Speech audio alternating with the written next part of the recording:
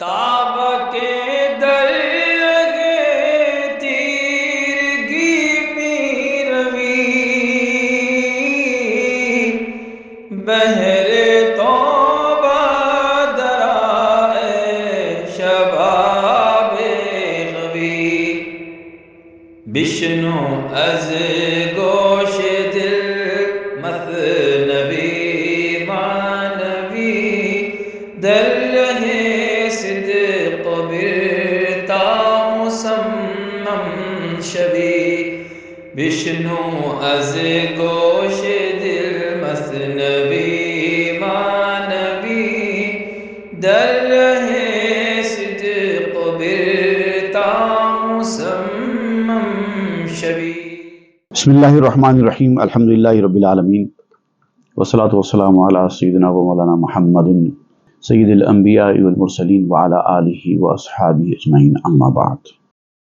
گزشتہ مختلف اہم باتوں کا تذکرہ کرتے ہوئے ایک بات بڑی نازک اور بہت ہی کام آنے والی بیان کی گئی تھی کہ انسان جب کسی مقصد کو پرائیورٹی دیتا ہے اور اس مقصد کو حاصل کرنے کی فراق میں لگ جاتا ہے تو اس مقصد کے حاصل کرنے کے دوران جو کام اس کو پڑتے ہیں وہ کام میں بھی اس کو دلچسپی ہو جاتی ہے، ایک قسم کا ذوق پیدا ہو جاتا ہے اور وہ اسی کام کو انجوائے کرتا ہے، اور پھر اس کام کے دوران جو دشواریاں جو تکلیفیں اس کو آتی ہیں وہ دشواریاں اور تکلیفوں کو بھی برداشت کرنا اس کے لیے آسان ہو جاتا ہے، کیونکہ وہ جو ذوق ہے اس کا وہ اس کو حوصلہ فراہم کرتا ہے، انکریجمنٹ فراہم کرتا ہے۔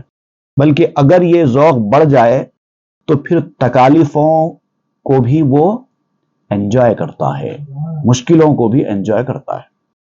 اس کا ذکر چل رہا تھا، پہاڑ بھی اس کو بال نظر آتا ہے، اور جس کا مقصد مضبوط نہ ہو، ڈٹرمنیشن نہ ہو، اور وہ اپنے کام میں انجوائے نہ کرے تو چھوٹی چھوٹی پریشانی بھی اس کو بڑی دکھائی دیتی ہے۔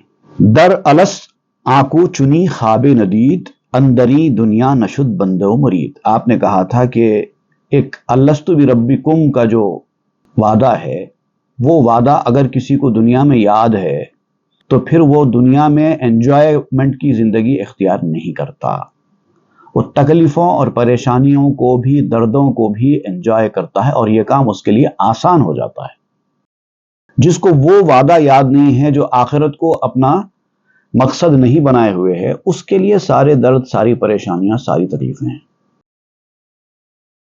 اور جو اس کو اپنا مقصد بنا لیتا ہے وہ دنیا میں جس طرح سے جیتا ہے، ایک گیسٹ ہاؤس میں رہنے والے آدمی کی طرح، دنیا کی کسی چیز کو اپنی نہیں سمجھتا، صرف چند دن رہ کے جانا ہے، اس طرح کا خیال کرتا ہے، اسی کو سچے معنی میں بندہ کہتے ہیں اور اسی کو سچے معنی میں مرید کہتے ہیں۔ اگر یہ ارادت مندی نہ ہو تو وہ آدمی مرید بھی صرف نام کا ہے۔ ور بشد اندر تردد صد دلا، یک زماں شکرستشو سالے گلا۔ اب یہ جو مرید ہوتا ہے اگر مضبوط مرید ہے تو اس کے لیے سب آسان ہے، لیکن اگر اس کی مریدی میں کچھ کمی ہے تو وہ تکلیف تو برداشت کرتا ہے، اللہ کی دی ہوئی چیزوں پر شکر تو کرتا ہے، صبر تو کرتا ہے، لیکن تذبذب والا ہوتا ہے، شک والا ہوتا ہے، کیونکہ وہ کامل مرید نہیں ہے نا، تو اس کے اندر ایک قسم کا تردد، ایک قسم کی نیند دلی رہتی ہے۔ تو کچھ زندگی اس کی اچھی گزرتی ہے، کچھ زندگی خراب گزرتی ہے، کبھی شکر کرتا ہے، کبھی شکوے کرتا ہے، کبھی کچھ اچھا دکھائی دیا تو بڑی اچھی روحانی زندگی والا بن جاتا ہے، اور کبھی حالات اس کے خلاف چلے جائیں تو تھوڑا سا اس کی ڈگر ہٹ جاتی ہے۔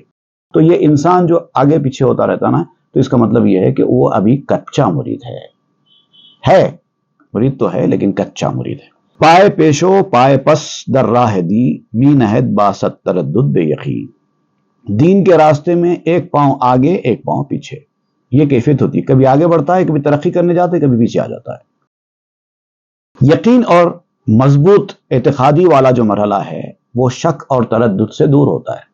زندگی کے کسی مرحلے میں بھی اس کو شک اور تردد نہیں ہوتا، ہیزیٹیشن نہیں ہوتا، کامل مرید جو ہوتا ہے۔ وام دار شرح اینم نک گرو، ور شتابست از علم نشرح شنو۔ اب اس کی تفصیل میں فی الحال نہیں جا سکتا، یوں سمجھو کہ میں مقروض ہوں، ایک بار کبھی پھر وقت ملا تو اس کی تفصیل بیان کر دیں گے۔ یوں سمجھو کہ میں نے گروی رکھا دی ہے، یہ بات بعد میں بات کرے گی، لیکن اگر آپ کو اس کے بارے میں زیادہ تفصیل میں جانے کا شوق ہے اور جلدی ہے تو پھر سورہ علم نشرح پڑھ لو۔ علم نشرح لک صدرک، اے نبی کیا اللہ تعالیٰ نے آپ کا سینہ کشادہ نہیں کیا؟ جب سینہ کشادہ ہو جاتا ہے تو یہ سب چیزیں اس کے اندر آسانی سے سما جاتی ہیں۔ سبحان اللہ۔ دین کے راستے میں حائل ہونے والی تکلیفیں، لوگوں کی باتیں، گالی ملامت، یہ سب چیزیں آسانی سے وہ برداشت کرتا ہے، کسی چیز کو اہمیت نہیں دیتا، کیونکہ اس کا سینہ کشادہ ہو گیا ہے۔ سبحان اللہ۔ اور جب سینہ کشادہ ہوتا ہے تو پھر اللہ تعالیٰ فرماتا ہے وَوَضَعْنَا عَنْكَ وِزْرَكَ، کیا آپ کے دل کا بوجھ ہم نے کم نہیں کر دیا؟ دیکھیے دل کا بوجھ بھی کم ہو جاتا ہے، جب سینہ کشادہ ہوتا ہے تو دل کا بوجھ کم ہو جاتا ہے، وہ کسی چیز کو اہمیت دیتا ہی نہیں، سکون سے مست رہتا ہے۔ اس کی تفصیل میں آپ جاؤ، آپ کو سمجھ میں آ جائے گا۔ چون ادارت شرح ایمانہ کراں، خر بسوئے مدعی گاوراں۔ اب اس کی میں تفصیل اگر یہاں پر بیان کروں تو بہت لمبا چلا جائے گا۔ اب ہم کو اس واقعے کی طرف آنا ہے جس نے گائے کے مالک ہونے کا دعویٰ کیا، اس کی طرف پلٹ کے آؤ، کیا ہوا اس واقعے کا۔ یہ جو گائے تھی جو ایک آدمی کے گھر میں داخل ہو گئی، اس آدمی نے اس کو میری دعا کا پھل سمجھ کر ذبح کر کے اس کا گوشت کھا لیا۔ اب جو اس کا گائے کا اصل مالک تھا وہ اس کے گھر کو آ کر کہتا ہے کہ تو نے کس سے پوچھ کر میری گائے کاٹی، مجھے میرا حق دو، یہ جائز نہیں ہے۔ یہ دونوں کے درمیان اس معاملے کو لے کر جھگڑا ہو گیا تھا۔ اب وہ جھگڑا سلجھانے کے لیے حضرت داؤد علیہ السلام کے پاس آتے ہیں۔ گفت کورم خاند زی جرم آدغا، بس بلی سانہ قیاس است خدا۔ اس آدمی کا الزام تھا جس نے دعا کی تھی، جس نے گائے کو ذبح کر کے کھا لیا تھا، اس نے کہا کہ اس شخص نے مجھے اندھا کہا ہے۔ الزام لگانے والے شخص نے، جس کی گائے ہے، اس نے اس کو اندھا کہا ہے نا۔ اس سے پہلے کے شعر میں کہا گیا تھا گرجنی بودے گدایان زریر، محتشم گشتہ بدندے و امیر۔ اس نے کہا تھا کہ اس طرح سے دعا کرنے کے وجہ سے کوئی کسی چیز کا مالک نہیں ہو جاتا، ایک کی چیز دوسری چیز کی ملکیت میں نہیں چلی جاتی دعا کرنے کی وجہ سے۔ ایسا اگر دعا کرنے سے سب کچھ ملتا ہوتا تو راستے میں چلنے والے اندھے بھکاری جو مانگتے ہیں ان کو ہر چیز مل جاتی، دوسروں کی ملکیت اس کی ہو جاتی، وہ بہت بڑے حشمت والے امیر لوگ بن جاتے، گداگر بھکاری اندھے، اگر ایسا ہوتا۔ پھر ایک جگہ اس نے کہا تھا مکسب کوراں بود لابو دعا، جز لبے نانے نیا بند از عطا۔ یہ اندھے جو ہوتے ہیں ان کا طریقہ کار ہوتا ہے اس طرح سے خوشامد کرنا، دعا کرنا اور ایک چیز پا لینا۔ محنت کرنے والا دعا کے اوپر، خوشامد کے اوپر منحصر نہیں ہوتا۔ آپ محنت کرو، کوئی چیز خریدو، کماؤ، کھاؤ، کوئی مسئلہ نہیں۔ دعا کر کے وہ ان کی چیز میری ہو گئی، اللہ نے قبول کر لی، ایسا نہیں ہوتا۔ یہ اندھوں کا طریقہ کار ہے، اور ایسے اندھوں کو ایک دو روٹی کے سوا کچھ نہیں ملتا۔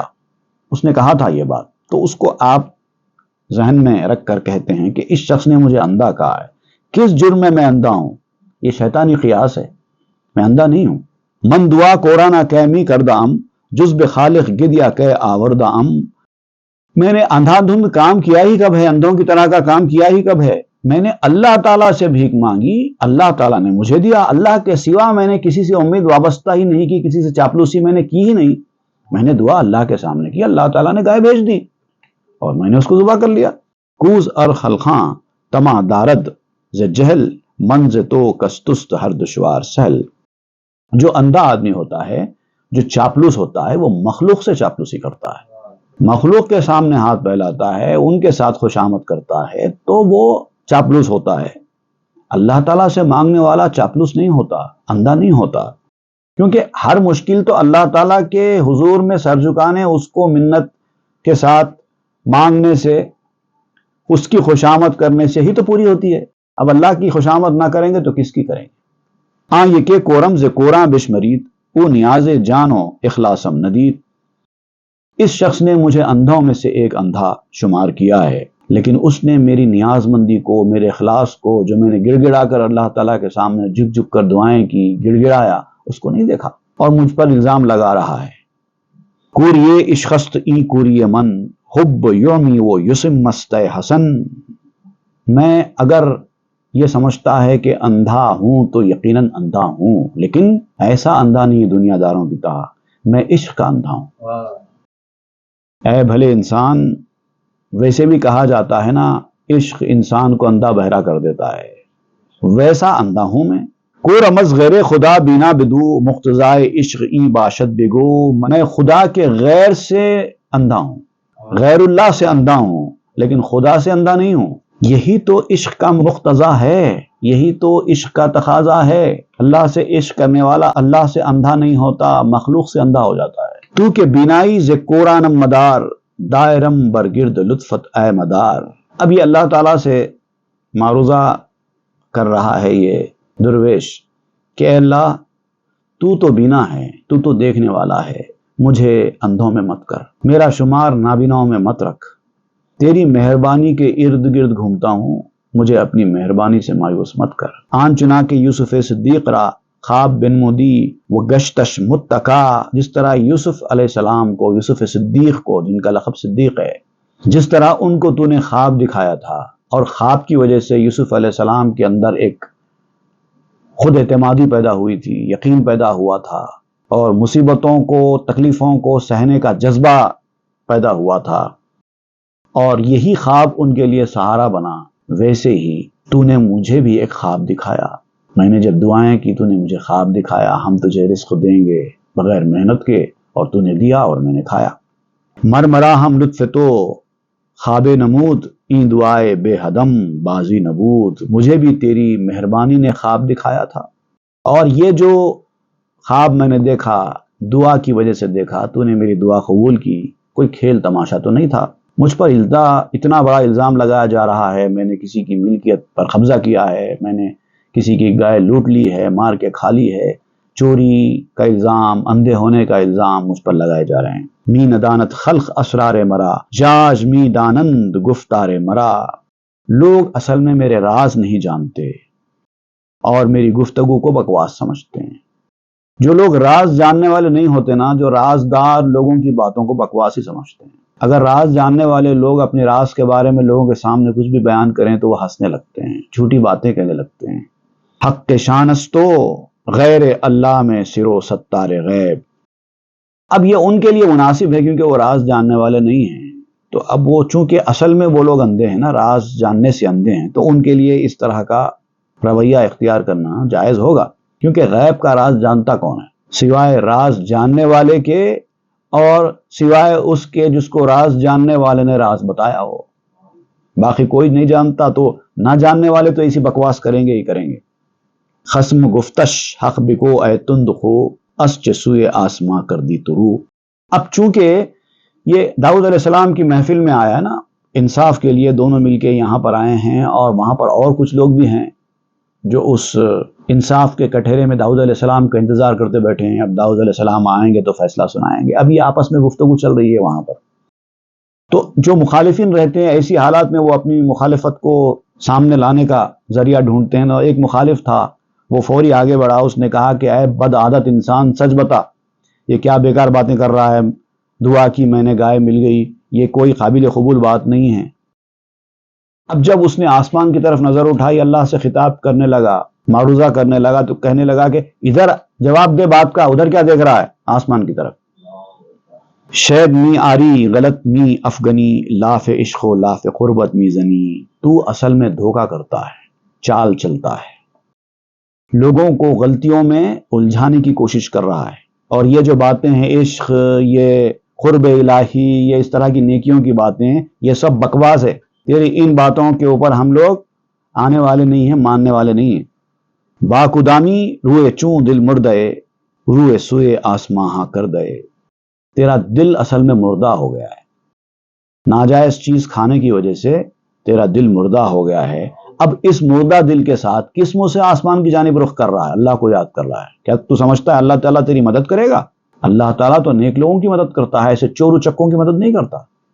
غلغلے در شہر افتادہ عظیم، آ مسلمان مین حیدرو برزمی۔ اور اس طرح سے پورے شہر میں ایک غل مچ گیا، شور مچ گیا، اور یہ بات پھیل گئی کہ ایک نیک صفت انسان نے، جس کو لوگ نیک، متقی، پرہیزگار، شریف سمجھتے ہیں، اس نے یہ حرکت کی ہے، کسی کی گائے بغیر اس کی اجازت کے ذبح کر ڈالی اور گوشت کھا گیا۔ ایسے بڑے آدمی کو ہم نیک شریف سمجھتے تھے، اس نے یہ حرکت کی ہے۔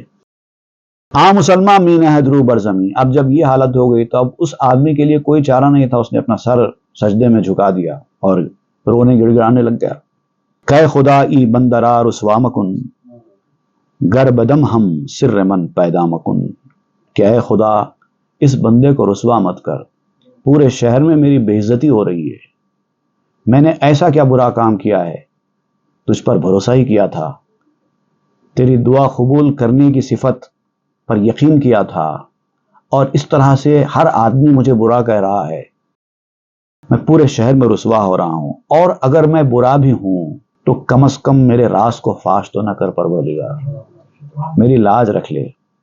تو ہمی دانی کے شبھائے دراز کہ ہمی خادم تورا باسد نیاز. تو جانتا ہے، یہ لوگ نہیں جانتے، لیکن تو جانتا ہے کتنے سالوں تک لمبی لمبی راتوں میں سینکڑوں نیاز مندیوں کے ساتھ میں نے تجھے پکارا ہے، تیرے حضور دعا کی ہے، میں تجھے یاد کرتا رہتا ہوں. بس اتنی مجھ سے غلطی ہو گئی کہ گائے آئی تو میں یہ سمجھا کہ اللہ نے میری دعا قبول کر لی اور گائے بھیج دی. بس یہ سمجھ کر میں نے ذبح کر لی اور کھا لیا. اب جو چیز کھا چکی ہے میں کیسے لا کے واپس کروں؟ اب تو ہی میری مدد فرمانے والا ہے، مدد کر. پیش خلق ای را اگر خود قدر نیست، پیش تو ہم چون چراغ روشنیست. اگر مخلوق کے نزدیک میرے اس جذبے کی، میرے اس صاف دلی کی کوئی قدر نہیں ہے، کیونکہ وہ جانتے نہیں ہیں نا، اس لیے قدر نہیں کرتے. لیکن تیرے سامنے تو ہر چیز روشن ہے، اظہر من الشمس ہے، تو سب جانتا ہے. گاؤ می خواہند از من اے خدا، چون فرستادی نہ کردم من خطا. اے اللہ وہ لوگ اب سب مل کر آ گئے ہیں اور مجھ سے گائے مانگتے ہیں، اور میں تو یہ سمجھتا ہوں کہ گائے تو نے بھیجی ہے، تو میں نے تو کوئی غلطی نہیں کی. میں یہ سمجھتا رہا کہ گائے تو نے بھیجی اور میں نے کھا لی. اب یہ لوگ آ کے کہتے ہیں کہ گائے واپس کرو، میں کہاں سے لا کے واپس کروں؟ اب میری کیا غلطی ہے؟ چونکہ داؤد نبی آمد بروں، گفت ہی چونست ای احوال چوں. اب حضرت داؤد علیہ السلام، اب یہ گفتگو وغیرہ سب چلی رہی تھی کہ داؤد علیہ السلام اپنے حجرے میں سے باہر تشریف لائے اور آ کر کہنے لگے کیا ہوا، کیوں ہنگامہ برپا ہے، کیا ہو کیا رہا ہے، کیا احوال ہیں، سناؤ مجھے، مسئلہ کیا ہے؟ مدعی گفت اے نبی اللہ داد، گاوے من درخانہ او در فتاد. تو اس گائے کا دعویٰ کرنے والے آدمی نے فوری آگے بڑھ کر کہا کہ اے اللہ کے نبی، آپ کے پاس ہم فریاد لے کر آئے ہیں، میری گائے اس کے گھر میں گھس گئی تھی، اس آدمی کے گھر میں اتفاق سے میری گائے گھس گئی تھی. کشت گاوم را بے پرسش کے چرا، گاوے من کشت او بیاں کن ماجرا. اور اس نے میری گائے کو بغیر مجھ سے پوچھے کہ ذبح کر ڈالا ہے. آپ اس سے پوچھئے کہ اس نے یہ حرکت کیوں کی، میری گائے کو اس نے کیوں ذبح کیا. آپ اس سے سارا واقعہ سنیے کیا ہوا. میں کچھ نہیں کہتا، اس کو خود معلوم ہے اس نے کیا کیا ہے. آپ اسی سے پوچھئے اور آپ انصاف کیجئے. گفت داؤدش بگو اے بلکرم، چوں تلف کر دی تو مل کے محترم. اب داؤد علیہ السلام نے اس آدمی کی طرف، اس درویش کی طرف دیکھ کر فرمایا کہ بھلے مانوس انسان، چہرے سے تو بڑا شریف لگتا ہے، لیکن تو نے اتنی احترام والی شخصیت ہونے کے باوجود یہ حرکت کیوں کی؟ کسی کی ملکیت میں اپنا ہاتھ کیوں بڑھایا؟ کیوں کسی کی ملکیت کو برباد کیا؟ شریعت تو اس کی اجازت نہیں دیتی نا. ایسا کسی کے گھر کے اندر کسی کا جانور گھس آئے تو کوئی اس کو کاٹ کے کھا لیتے کیا؟ تو نے ایسا کیوں کیا؟ ہی پراگندہ مگو حجت بیار، تاب یکسو گرددی دعویٰ و کار. اور حضرت داؤد علیہ السلام نے کہا کہ خبردار، میں جو تجھ سے سوال کر رہا ہوں صاف صاف جواب دو، دلیل بیان کرو، اور بیہودہ باتیں میرے سامنے نہیں چلیں گی، تاکہ یہ معاملہ میں سلجھا دوں. دعویٰ کیا ہے، مدعی کون ہیں، کیا دعویٰ کر رہے ہیں، کیا ہے یہ جو مسئلہ ہے، یہ مسئلہ میں سلجھانا چاہتا ہوں، معاملہ ختم کرنا چاہتا ہوں. تم کو جو کہنا ہے صاف صاف صحیح صحیح میرے سامنے بیان کرو. گفت اے داؤد بودم 7 سال، روز و شب اندر دعا و در سوال. تو اس نے کہا کہ اے داؤد، میں 7 سال تک اللہ تعالیٰ کے حضور میں اس بات کی دعا کرتا رہا، دن رات بس یہی دعا تھی میری کہ پروردگار مجھے تیری شان رزاقی دیکھنا ہے، میں بغیر محنت کرے کے کمانا چاہتا ہوں، میں محنت نہیں کروں گا، کسی سے مانگوں گا نہیں، کچھ نہیں کروں گا، بس تو مجھے رزق دے دینا، میں وہ تیری شان دیکھنا چاہتا ہوں. میں نے 7 سال تک دعا کی، اس کے بعد یہ گائے میرے گھر میں داخل ہوئی تو میں نے ذبح کر ڈالا. ای ہمیں جستم ز یزداں کہ خدا، روزی خواہم حلال و بے اینا. میں اللہ تعالیٰ سے اصل میں چاہتا تھا کہ میں حلال روزی کماؤں، اور وہ بھی بغیر مشقت کے، یہی میرا قصور تھا. مرد و زن برنال ہے من واقفند کو دکاں ایمان جرارا واصفند. اور یہ جو میرا معاملہ تھا یہ اتنا مشہور ہو گیا تھا 7 سال کے دوران کہ ہر مرد ہر عورت کو میری اس دعا کی خبر تھی. کچھ لوگ تو میرا مذاق اڑاتے تھے، کیسے کیسے ہو سکتا ہے، بغیر محنت کے کیسا ملے گا. لوگ جو ہے میری اس دعا کی وجہ سے مجھے ملامت بھی کرتے تھے. سب کو پتا ہے، بچہ بچہ جانتا ہے اور سب میرے اس دعا کے قصے بیان کرتا ہے، سب کو معلوم ہے. تو بے پرس از ہر کے خواہی این خبر تا بگوید بے شکنجہ و بے ضرر. آپ جس سے چاہیں یہ مسئلہ دریافت کر لیں. کوئی آدمی بھی جو بغیر دباؤ کا ہے آپ اس سے پوچھ لیجئے، وہ بغیر کسی دباؤ کے، بغیر کسی تکلیف کے آپ کو ساری کہانی بتائے گا. ہم ہویدا پرس ہم پنہاز خلق کے چمی گفتی گدائے جند دلخ.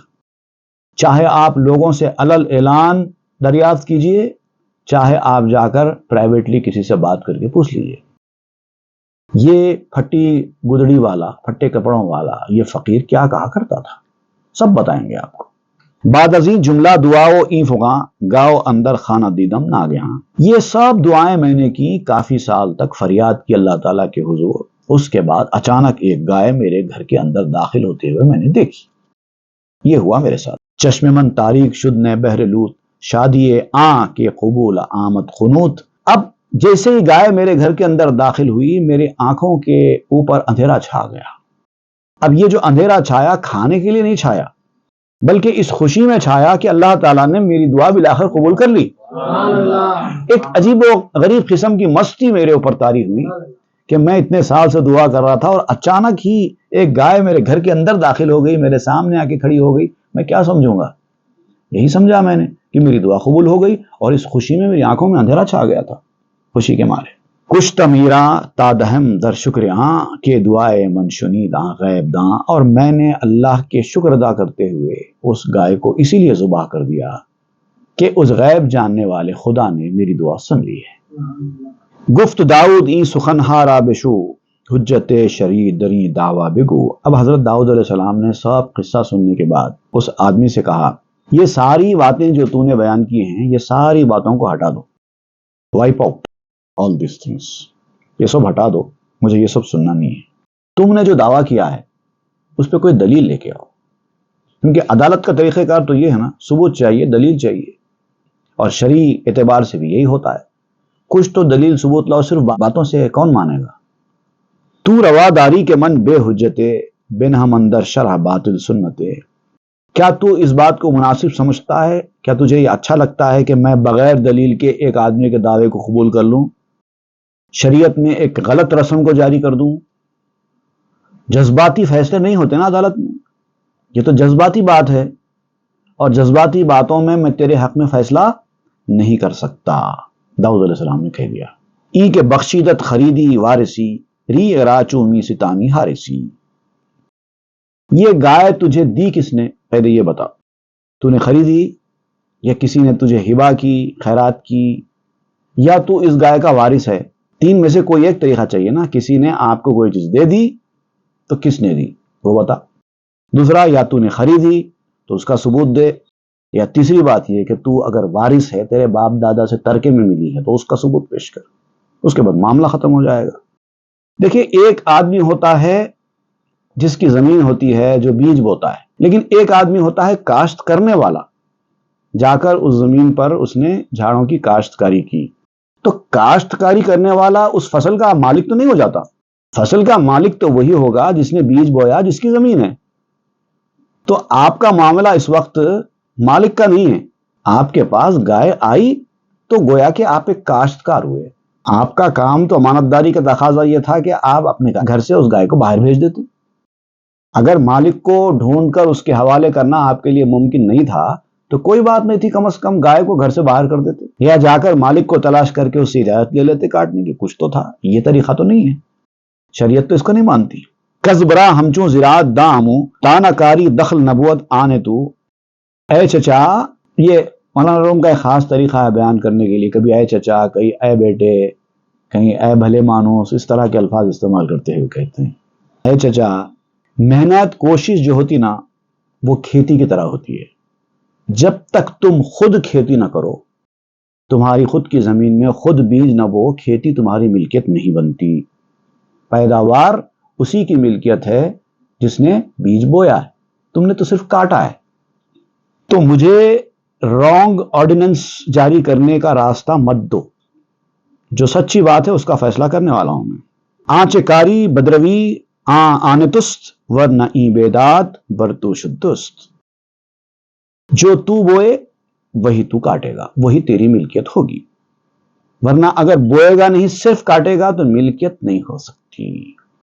اور اگر تو نے اس کو ملکیت سمجھا، اپنی پراپرٹی سمجھا، تو یہ ظلم قرار پائے گا، اور اللہ کے نبی نہ ظلم کرتے نہ کسی کو ظلم کرنے دیتے۔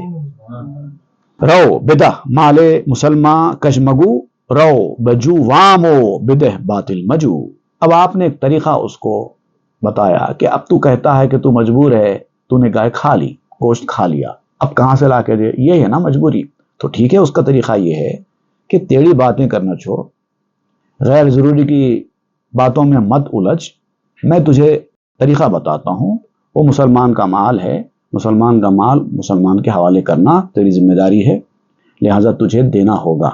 اب رہا یہ کہ کسی سے قرضہ لے لے، گائے کی قیمت ادا کر دے، غلط راستہ اختیار مت کر۔ گائے کھا لی نا، کوئی بات نہیں، کیا قیمت کی گائے تھی وہ معلوم کر لے، اور کسی سے قرض لے لے، قرض لے کے اس کو ادا کر دے۔ گفت اے شاہ تو ہم ای می گویم کہ ہمی گویند اصحاب ستم۔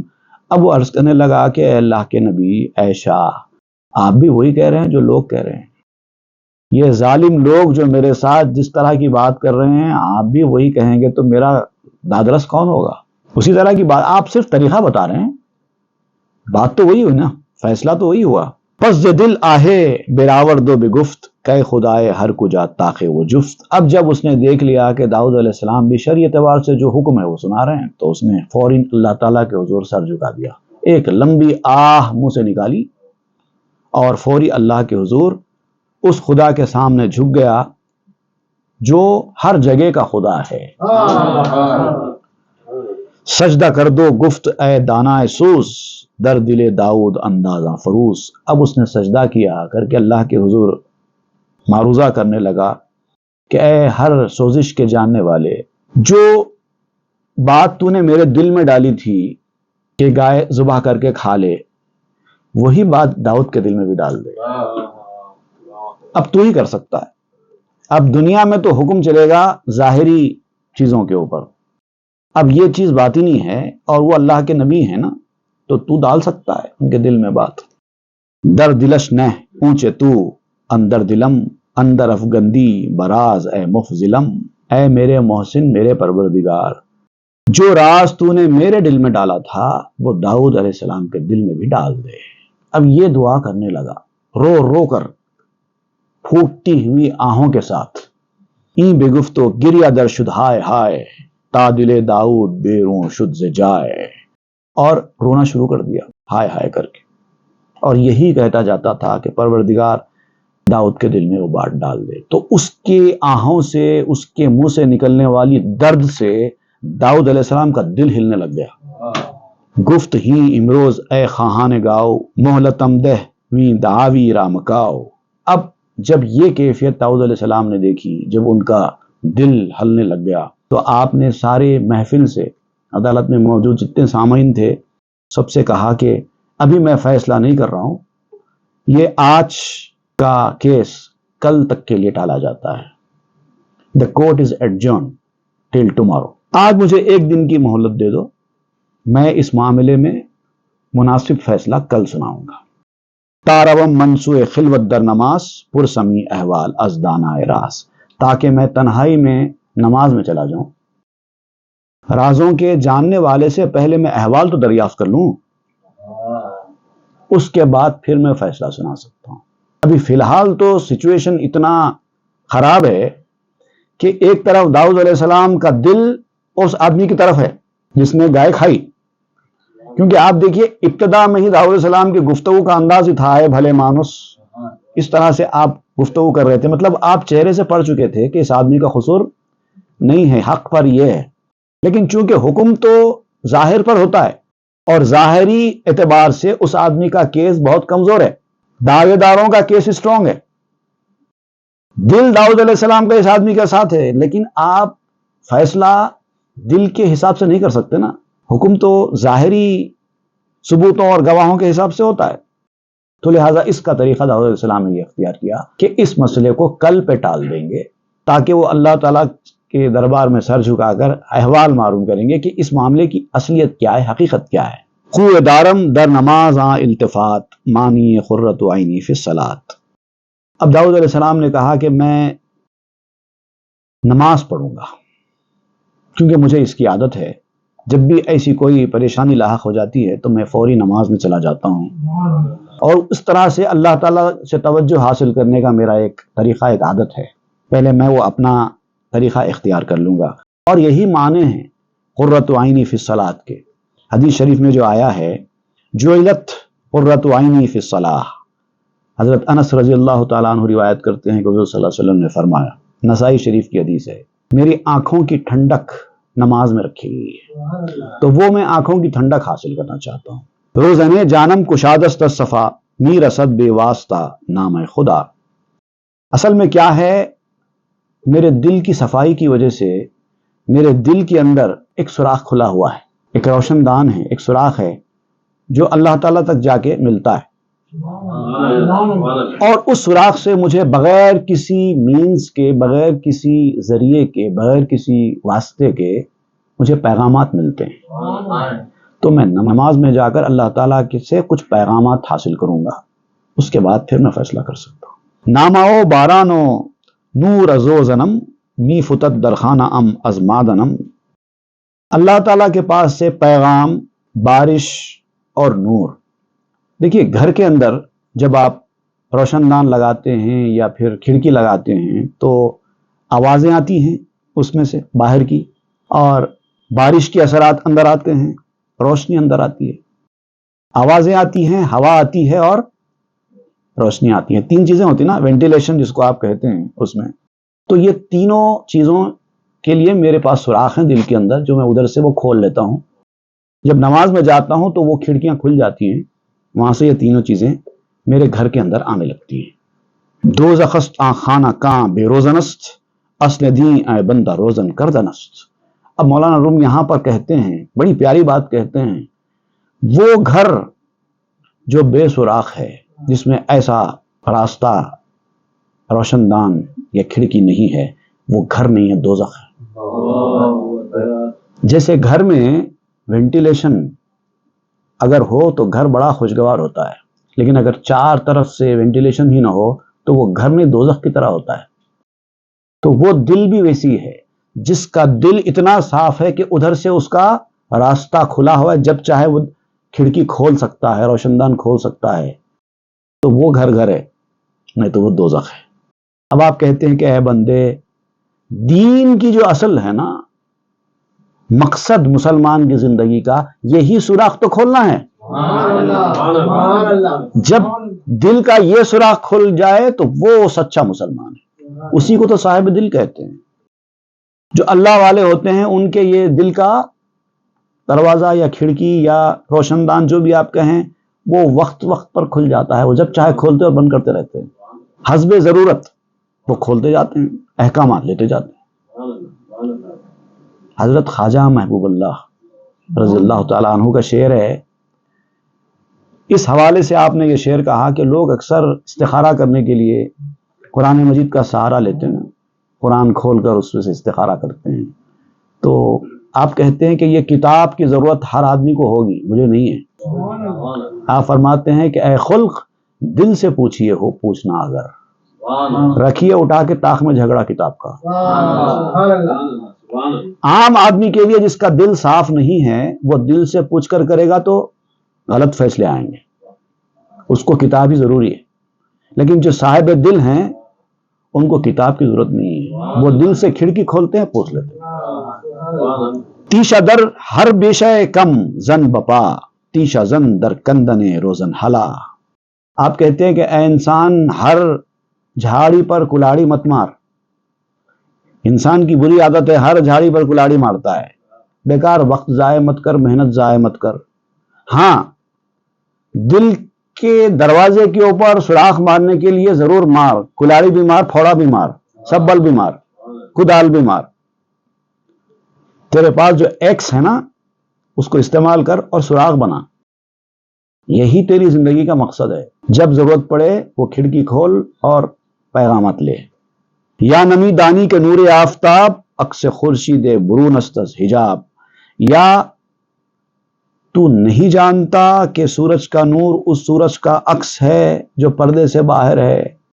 نور ایدانی کے حیوان دیدہم، پس چ کرمنا بود بر آدنم. اگر تو یہ نہیں جانتا، اس پروسیس کو نہیں جانتا، یا اس چیز کو حاصل کرنا نہیں چاہتا، اس کی اہمیت کو جاننا نہیں چاہتا، سمجھنا نہیں چاہتا، اور اس کو نور سمجھتا ہے، اس کو روشنی سمجھتا ہے جو جانور بھی دیکھ رہے ہیں، سمجھ رہے ہیں، تو بھی جانور ہی ہوا نا.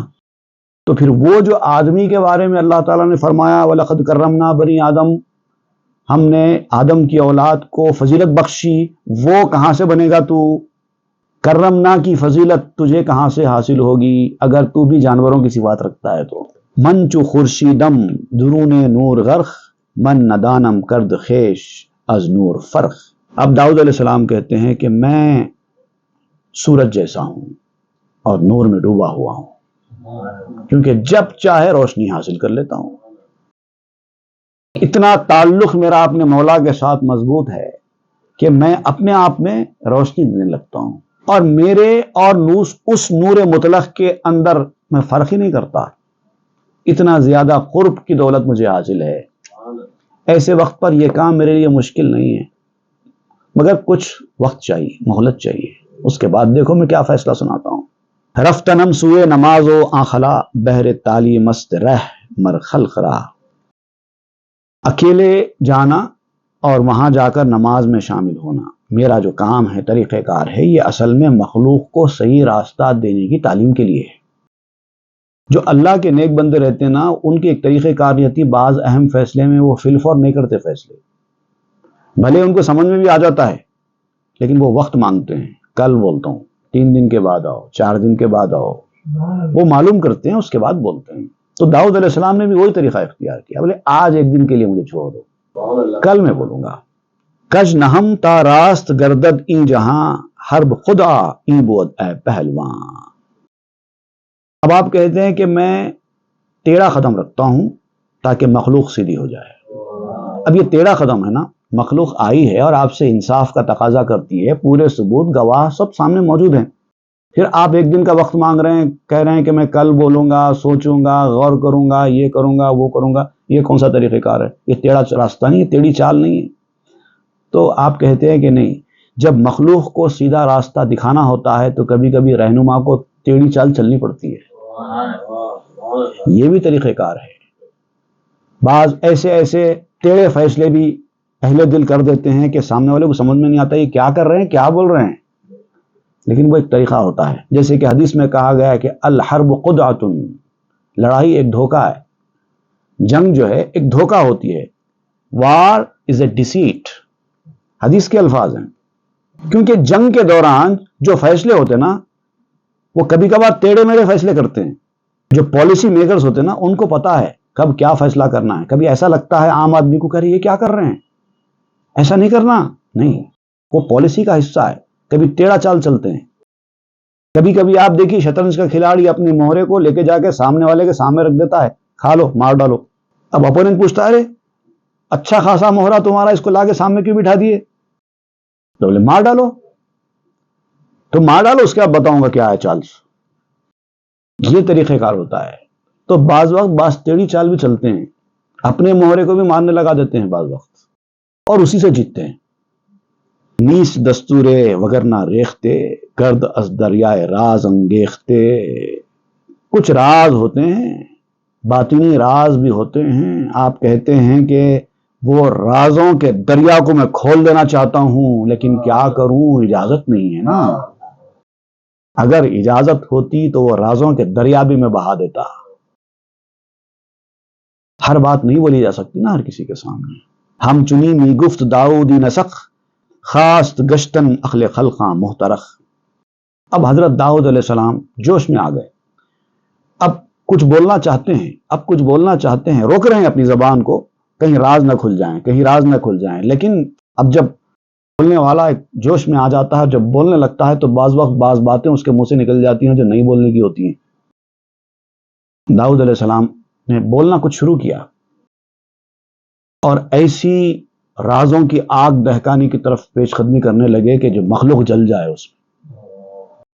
پس گریبانش کشیدس پس یکے کہ ندارم در یکی اش منشکے۔ حضرت داؤد علیہ السلام کو ایسا لگا جیسے کسی نے داؤد علیہ السلام کا گریبان پکڑ کے کھینچ لیا۔ کیا بول رہے ہو؟ خاموش۔ جوش میں آ کر ہر چیز بولنے کی ضرورت نہیں ہے۔ داؤد علیہ السلام کو روک دیا گیا۔ داؤد علیہ السلام اس وقت خاموش ہو گئے۔